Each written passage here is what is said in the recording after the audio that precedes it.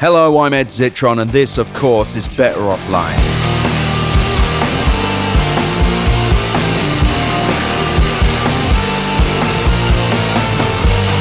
Better Offline. Welcome to the second part of our four-part series where I give you my most comprehensive, most up-to-date explanation of why we're in a bubble and what that even means. The reason why I'm taking my time to be descriptive and comprehensive is because I want this to make sense to those who listen to it. Having written hundreds of thousands of words this year about the AI bubble, so many of the arguments I've made and the secrets I've exposed are contained in their own discrete little episodes or newsletters. This is my series to consolidate all of the information I put out there in one place. And I want to make it make sense to anyone who listens to it. I want anyone, even someone who doesn't even know that much about AI, to listen to the arguments I've been making for the past 3 years, to understand why things are dire and to feel the same alarm I'm feeling, or at least understand why I'm alarmed, because I don't like to tell you how you feel. Old school bit of feedback I got from a listener once, and I appreciate that to this day. Now, today I'll make the case that generative AI's fundamental growth story is flawed, and explain why we're in the midst of an egregious bubble. This industry is sold by keeping things vague and knowing that most people don't dig much deeper than a headline, a problem I simply do not have. This industry is effectively in service of two companies, OpenAI and Nvidia, who pump headlines out through endless contracts between them or subsidiaries or investments to give the illusion of activity. OpenAI has now promised over $400 billion in the next 4 years, though honestly they might owe about $1 trillion with all the data centers they're signed up for. All of these are egregious sums for a company that have already forecasted billions in losses with no clear explanation as to how it will afford any of this beyond we need more money and the vague hope that there's another SoftBank or Microsoft waiting in the wings to swoop in and save the day. Now, I'm going to walk you through where I see this industry today and why I see no future for it beyond a horrible, fiery car wreck. While everybody reasonably harps on about hallucinations, which, to remind you, is when a model authoritatively states something that isn't true, the truth of why that's bad is far more complex and actually far worse than it seems. You cannot rely on a large language model to do what you want. Even the most highly tuned models on the most expensive and intricate platforms can't actually be relied upon to do exactly what you want. And I know some people might say, well, yes, they do. Every time? 100% of the time? A hallucination isn't just when these models say something that isn't true. It's when they decide to do something wrong because it seems the most likely thing to do, or when a coding model decides to go on a wild goose chase, failing the user and burning a ton of money in the process. The advent of reasoning models, those engineered to think through problems in a way reminiscent of a human, but it's not thinking, they don't think, they have no consciousness. They literally, you ask them something and they break down what the prompt might mean and then choose. It's not thinking. And the expansion of what people are trying to use LLMs for demands that the definition of an AI hallucination be widened, not merely referring to factual errors, but fundamental errors in understanding the user's request or intent, or what constitutes a task, in part because these models, as I said, cannot think and do not know anything. However successful a model might be in generating something good once, it will also often generate something bad. Or it'll generate the right thing, but in an inefficient and over-verbose fashion. You do not know what you're going to get each time, and hallucinations multiply with the complexity of the thing you're asking for, or whether a task contains multiple steps, which is a fatal blow to the idea of agents. You can add as many levels of intrigue and reasoning as you want, but large language models cannot be trusted to do something correctly, or even consistently, let alone every time. Model companies have successfully convinced everybody that the issue is that users are prompting the models wrong, and that the people need to be trained to use AI, but what they're doing is training people to explain away the inconsistencies of large language models, and to assume individual responsibility for what is an innate flaw in how these fucking things work. Large language models are also uniquely expensive. Many mistakenly try and claim that this is like the dot-com boom or Uber, but the basic unit economics of generative AI are insane. Providers must purchase tens or hundreds of thousands of GPUs, each costing $50,000 to $70,000 apiece, and the hundreds of millions of or billions of dollars of infrastructure that goes around them are so expensive and hard to install. And that's without mentioning things like staffing or construction or power or water or even permitting. Then you turn them on and immediately they start losing you money. Despite hundreds of billions of GPUs sold, nobody seems to actually make any of it, other than Nvidia, of course, the company that makes them, and resellers like Dell and Supermicro who buy the GPUs, put them in servers, and sell them to other people. Now, if you're an eager listener, I would love to hear from you on one question, and this is just something that's been bouncing around my head. Supermicro. Is Nvidia a customer of Supermicro? They're a Supermicro is a huge customer of Nvidia. I read something like 70% of their cost of goods sold is buying GPUs. But I read that Nvidia was a customer of them, but I can't find anything else. Reach out, easy@betteroffline.com if you've got any thoughts there. Anyway, but back to those resellers. This arrangement works out great for Jensen Huang, the CEO of Nvidia, and terribly for everybody else. Today I'm going to explain the insanity of the situation we find ourselves in and why I continue to do this work undeterred. The bubble has entered its most pornographic, aggressive, and destructive stage, where the more obvious it becomes that we're all cooked here in AI land, the more ridiculous the generative AI industry will act. A dark juxtaposition against every new study that says generative AI does not work, or news story about ChatGPT's uncanny ability to activate mental illness in people.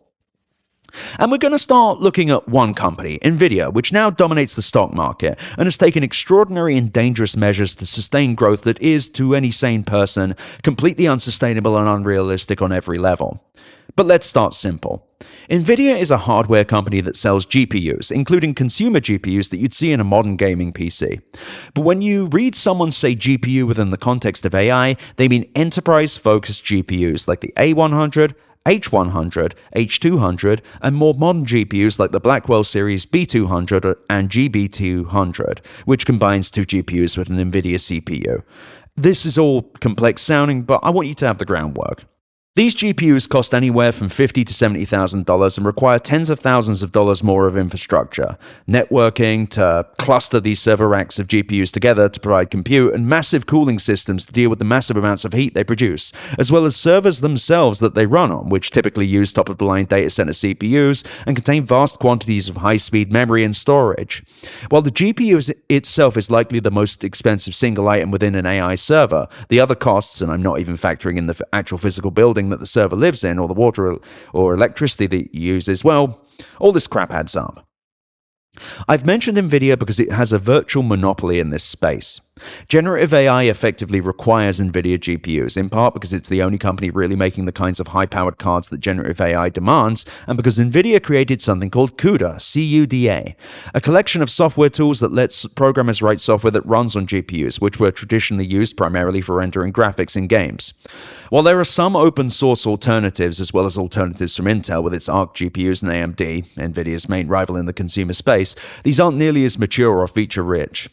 CUDA's been around for 10, 15 years now, and they really knew what they were doing. They also bought a company called Mellanox, which did the high-speed networking back in 2019, I think, for $6 billion. Anyway, due to the complexities of AI models, one cannot just stand up a few of these GPUs either. You need clusters of thousands, tens of thousands, or hundreds of thousands of them for it to be worthwhile, making any investment in GPUs in the hundreds of millions or billions of dollars, especially considering they require completely different data center architecture to make them run. You've probably read a bunch of stuff about crypto miners turning into AI data center providers. These crypto data centers have to be knocked down and replaced. You can't just put the same GPUs in. It isn't going to work. And with the new Blackwell ones, the brand new ones, and then the Rubins following them, same deal. A common request, like asking a generative AI model to pass through thousands of lines of code and make a change or an addition, may use multiples of these $50,000 GPUs at the same time. And so, if you aspire to serve thousands or millions of concurrent users, you need to spend big. Really, really, really big.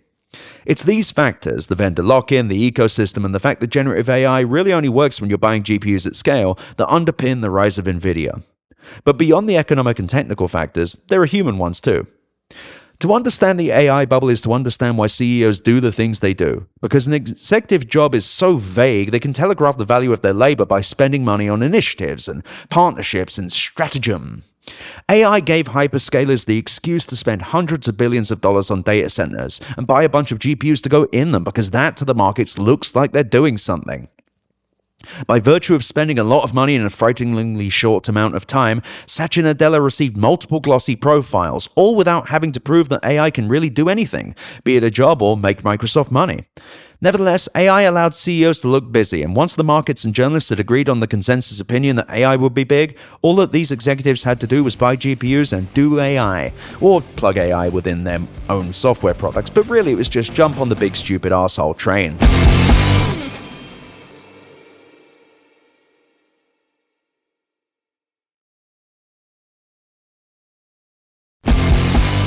We are in the midst of one of the darkest forms of software in history, described by many as unwanted guests invading their products, their social media feeds, their bosses' empty minds, and resting in the hands of monsters. Every story of AI's success feels bereft of any real triumph, with every literal description of its abilities involving multiple caveats about the mistakes it makes or the incredible costs of running it. Generative AI really exists for two reasons: to cost money and to make executives look busy. It was meant to be the new enterprise software and the new iPhone and the new Netflix all at once. A panacea where the software guys pay one hardware guy for GPUs to unlock the incredible value creation of the future. In many ways, generative AI was always set up to fail because it was meant to be everything, was talked about like it was everything, is still sold like it's everything. Yet for all the fucking hype, it comes down to two companies, OpenAI and Nvidia. And Nvidia was, for a while, living high on the hog. All CEO Jensen Huang had to do every 3 months was say, "Check out these numbers," and the markets and business journalists would squeal with glee, even as he said stuff like, "The more you buy, the more you save," in part tipping his head to the very real and sensible idea of accelerated computing, but framed within the context of the cash inferno that's generative AI. And it all seems kind of fucking ludicrous. Huang's showmanship worked really well for Nvidia for a while, because for a while the growth was easy. Everybody was buying GPUs. Meta, Microsoft, Amazon, Google, and to a lesser extent Apple and Tesla made up 42% of Nvidia's revenue, creating, at least for the first four, a degree of shared mania where everybody justified buying tens of billions of dollars of GPUs by saying, "The other guy's doing it." This is one of the major reasons the AI bubble is happening, because people conflated Nvidia's incredible sales with interest in AI, rather than everybody buying GPUs at once. Don't worry, I'll explain the revenue side a little bit later. We're here for the long haul. Sit down, get comfy, you're going to need to be. Anyway, Nvidia is now facing a big problem. The only thing that grows forever is cancer. On September 9th, 2025, the Wall Street Journal said that Nvidia's wow factor was fading, going from beating analyst estimates by nearly 21% in its fiscal year Q2 2024 earnings to scraping by with a pathetic, measly 1.52% beat in its most recent earnings, something that for any other company would be a good thing because they made so much money, but framed against the delusional expectations that generative AI has inspired, well, the figure looks nothing short of ominous. I quote the Wall Street Journal. Already, Nvidia's 56% annual revenue growth rate in its latest quarter was its slowest in more than 2 years. If analyst projections hold, growth will slow further in the current quarter. In any other scenario, 56% year-over-year growth would lead to an abundance of Dom Perignon and Huang signing hundreds of boobs, but this is Nvidia, and that's just not good enough. Back in February 2024, Nvidia was booking 265% year-over-year growth, but in its February 2025 earnings, Nvidia only grew by a measly, pathetic, disgusting 78% year-over-year. I'm being sarcastic, of course. It isn't so much that Nvidia isn't growing, but to grow year-over-year at the rates that people expect is insane. Life was a lot easier when Nvidia went from $6.05 billion in revenue in Q4 fiscal year 2025 to $22 billion in revenue in Q4 fiscal year 2024. But for it to grow even 55% year over year from Q2 FY 2026, I'm just going to truncate that now, which was $46.7 billion, to Q2 2027, that would require them to make $72.385 billion in revenue in the space of 3 months, mostly from selling GPUs, which make up about 88% of its revenue. Just want to be clear there. In a year, they would have to make $72 billion just selling pretty much GPUs and the associated hardware in the space of 3 months. It's insane. This is really that it's too much. It's too much to expect. And this, by the way, would put Nvidia in the ballpark of Microsoft, who made $76 billion in their last quarterly earnings, and within the neighborhood of Apple, who made $94 billion in their last quarter of earnings. And they would do this predominantly making money in an industry that a year and a half ago barely made the company $6 billion in a quarter.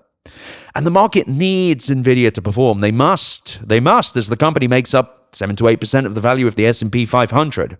It's not enough for Nvidia to be wildly profitable or to have a monopsony on selling GPUs or for it to have effectively 10x their stock in a few years.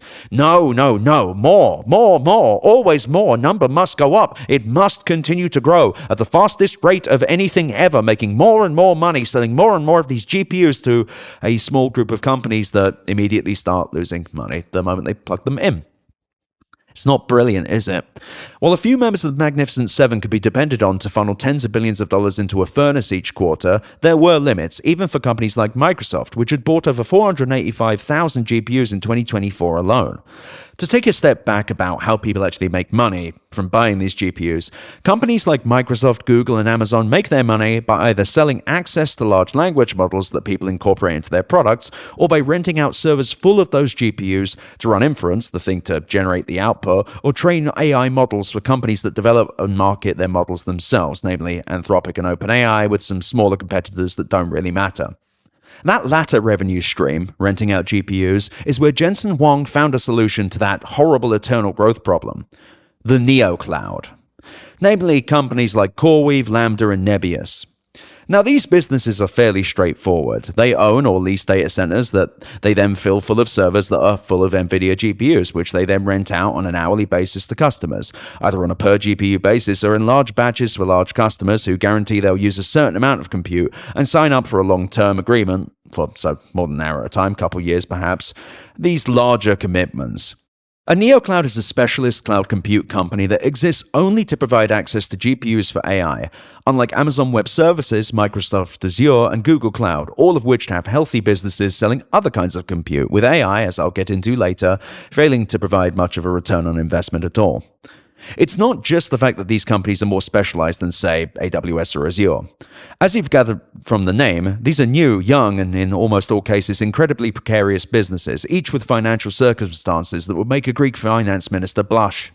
That's because setting up a neocloud is expensive. Even if the company in question already has data centers, as CoreWeave did with its cryptocurrency mining operation, AI requires, as I said, completely new data center infrastructure to run and cool the GPUs. And those GPUs also need paying for, and then there's the other stuff I mentioned earlier, like power, water, and the other bits of the computer, CPU, motherboard, blah, blah, blah, blah, blah. As a result, these neoclouds are forced to raise billions of dollars in debt, which they collateralize using the GPUs they already have, along with contracts from customers, which they then use to buy more GPUs. That's right, they buy GPUs from Nvidia, they raise debt on those GPUs, and then they use that debt to buy more GPUs from Nvidia. It's enough to drive a man insane. CoreWeave, for example, has $25 billion in debt on an estimated $5.35 billion of revenue in 2025, losing hundreds of millions of dollars per quarter. Now, you know who also invests in these neoclouds? You'll never guess. It's Nvidia. Nvidia is also one of CoreWeave's largest customers, accounting for 15% of its revenue in 2024, and just signed a deal to buy $6.3 billion of any capacity that CoreWeave can't otherwise sell to someone else through 2032, an extension of a $1.3 billion 2023 deal reported by The Information. It was also the anchor investment in CoreWeave's IPO, about $250 million. Nvidia is currently doing the same thing with Lambda, another neocloud that Nvidia invested in, which also plans to go public next year. Nvidia is also one of Lambda's largest customers, signing a deal with it this summer to rent 10,000 GPUs for $1.3 billion over 4 years. In the UK, Nvidia has also just invested $700 million in Nscale, a former crypto miner that has never built an AI data center, that has, despite having no experience, committed $1 billion or 100,000 GPUs to an OpenAI data center in Norway. On Thursday, September 25th, Nscale announced that it closed another funding round with Nvidia listed as the main backer, although it's unclear how much money it put in. It would be safe to assume it's probably at least $100 million. Nvidia also invested in Nebius, an outgrowth of Russian conglomerate Yandex, and Nebius provides, through their partnership with Nvidia, tens of thousands of dollars of compute credits to the company's Nvidia's Inception startup program. Look, Nvidia's plan is simple. Fund these neoclouds, let these neoclouds load themselves up with debt, at which point they buy bunches of GPUs from Nvidia, which can then be used as collateral for loans, along with contracts from customers, allowing the neoclouds to buy even more GPUs from Nvidia. It is just that simple. It's infinite money, right? Just money, me, money now. You fund the company buys from you fund them again, they've used the thing they bought to buy more from you. Unlimited money. Except that is for one small problem. These companies don't really appear to have that many customers, and they don't appear to be making much money.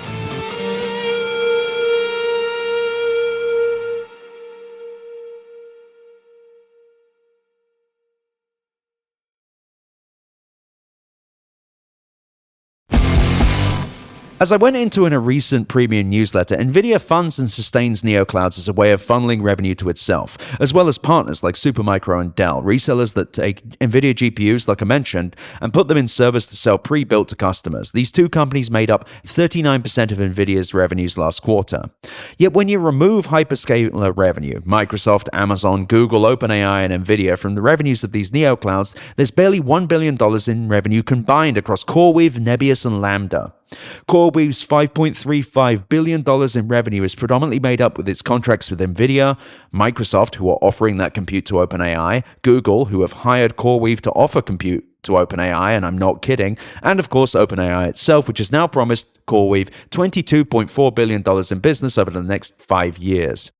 This is all a lot of stuff, so I'll make it really simple. There's no real money in offering AI compute, but that isn't Jensen Huang's problem. So we simply will force Nvidia to hand money to these companies so that they have contracts to point at, so they can raise debt to buy more of those GPUs, so that Nvidia can give them more contracts so they can use that to raise more money. It's really bad, all right? It's really bad. When I read this stuff out loud, I feel a little crazy because it's so obviously unsustainable. Neoclouds are effectively giant private equity vehicles that exist to raise money to buy GPUs from Nvidia, or for hyperscalers to move money around so they don't have to increase their capital expenditures and can, as Microsoft did earlier in the year, simply walk away from deals they don't like with the massive data center leases they've walked from. Nebius recently signed a $17.4 billion deal with Microsoft, which even included a clause in its 6K filing, an official filing with the government, that Microsoft can terminate the deal in the event that the capacity isn't built by the delivery dates. And by the way, Nebius already used the contract that Microsoft gave them to raise $3 billion to, I'm not shitting you here, build the data center to actually provide the compute for the contract. They don't have it yet. They don't have the fucking compute. They haven't fucking built it. No one built it. They haven't got the compute, mate. These fucking companies, all right. Anyway, sorry, I'll stop spiraling. Let me just break down these numbers. Let's look at CoreWeave first. Microsoft, they're 60% of their revenue in 2024, and they're providing compute mostly for OpenAI. 15% of their revenue last year was Nvidia, and then the rest was Meta, and then OpenAI, and then Google. Lambda, half of their revenue comes from Amazon and Microsoft, and now $1.5 billion of their revenue comes from Nvidia, which their current revenue, by the way, and that $1.5 billion over 4 years, so the current revenue is $250 million. Well, that would make Nvidia the largest customer. I realize I'm just saying numbers here, but for real, with that contract, because Lambda only made $250 million in the first half of this year, and Nvidia is spreading $1.5 billion across 4 years, Nvidia is the largest customer now. Now, Nebius has got similar revenue to Lambda, but their largest customer is now, it's fucking Microsoft. It's just, they don't have real customers. They just have hyperscalers or Nvidia themselves. And from my analysis, it appears that CoreWeave, despite expectations to make that $5.35 billion this year, has only around $500 million of non-Magnificent 7 or OpenAI revenue in 2025, with Lambda estimated to have maybe around $100 million in AI revenue otherwise, and Nebius only around $250 million. And that's being generous. In much simpler terms, the Magnificent 7 is the AI bubble, and the AI bubble exists to buy more GPUs because, as I'll talk about, there's no real money or growth coming out of this other than the amount that private credit is investing, and this really is quite worrying, by the way. I had a quote here for an analyst that says it's about $50 billion a quarter for the low end for the past 3 quarters. So why is this bad? All right, I don't know. Let's start simple. $50 billion a quarter of data center funding is going into an industry that has less revenue than free-to-play mobile game Genshin Impact. That feels pretty bad. Who's going to use these data centers? How are they even going to make money on them? Private equity firms don't typically hold on to assets. They sell them or they take them public. That doesn't seem great to me. Anyway, if AI was truly the next big growth vehicle, neoclouds would be swimming in diverse global revenue streams. Instead, they're heavily centralized around the same few names, one of which, Nvidia, directly benefits from their existence not as a company doing business, but as an entity that can accrue debt and spend money on GPUs. These neoclouds are entirely dependent on a continual flow of private credit from firms like Goldman Sachs, who's backed Nebius, CoreWeave, and Lambda, JP Morgan, Lambda, Crusoe, building Abilene, Texas's OpenAI data center, and of course course, CoreWeave, and Blackstone, Lambda and CoreWeave, who have in a very real sense created an entirely debt-based infrastructure to feed billions of dollars directly to Nvidia, all in the name of an AI revolution that's yet to arrive. The fact that the rest of the Neocloud revenue stream is effectively either a hyperscaler or OpenAI is also concerning. Hyperscalers are, at this point, the majority of data center capital expenditures and have yet to prove any kind of success from building out this capacity, outside, of course, Microsoft's investment in OpenAI, which has succeeded in generating revenue while burning billions of dollars of revenue on, it's not really any profit, is there? It's just burning money. It's also insane. When you say this stuff, I've got 2 more goddamn episodes of this, and when I read these scripts, I'm just like, how is nobody else more freaked out? Oh well. Hyperscaler revenue is also capricious, but even if it isn't, why are there no other major customers? Why across all of these companies does there not seem to be one major customer who isn't OpenAI? Well, the answers are quite obvious. Nobody that wants it can afford it, and those that can afford it don't need it. It's also unclear what exactly hyperscalers are doing with this compute, because it sure isn't making money. While Microsoft makes $10 billion in revenue from renting compute to OpenAI via their Microsoft Azure cloud, it does so at cost, and was charging OpenAI $1.30 per hour for each A100 AI GPU it rents, a loss of $2.2 an hour per GPU, meaning that it is likely losing money on this compute, especially as semi-analysis has the total cost per hour per GPU at around $1.46 with the cost of capital and debt associated for a hyperscaler, though it's unclear whether that's for an H100 or an A100 GPU. In any case, how do these neoclouds pay for their debt if the hyperscalers give up, or Nvidia doesn't send them money, or more likely, private credit begins to notice that there's no real revenue growth outside of circular compute deals with neoclouds' largest suppliers, investors, and customers? Don't know why I said plural there, because it's just one, Nvidia. And the answer is they don't. In fact, I have serious concerns that they can't even build the capacity necessary to fulfill these deals, but nobody seems to worry or think about them. But really though, it appears to be taking Oracle and Crusoe around 2.5 years per gigawatt of compute capacity. How exactly are any of these neoclouds, or indeed Oracle itself, able to expand to capture this revenue? Who knows, but I assume somebody is going to say OpenAI. Here's an insane statistic for you, by the way. OpenAI will account for, in both its revenue, projected $13 billion, and in its own compute cost, $10, somewhere in the region of 40 to 50% of all AI revenues in 2025.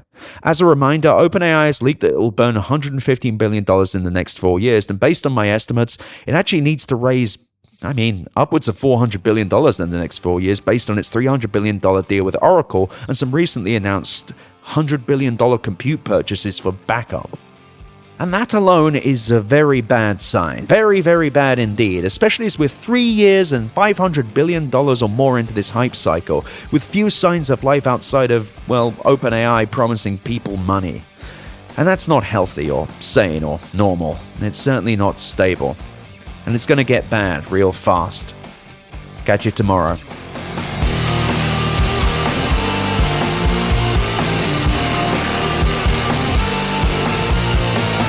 Thank you for listening to Better Offline. The editor and composer of the Better Offline theme song is Matt Osowski. You can check out more of his music and audio projects at matosowski.com. MATTOSOWSKI.com. You can email me at easy@betteroffline.com or visit betteroffline.com to find more podcast links and, of course, my newsletter. I also really recommend you go to chat.wheresyouרד.at to visit the Discord and go to r/betteroffline to check out our Reddit. Thank you so much for listening. Better Offline is a production of Cool Zone Media. For more from Cool Zone Media, visit our website, coolzonemedia.com, or check us out on the iHeart Radio app, Apple Podcasts, or wherever you get your podcasts.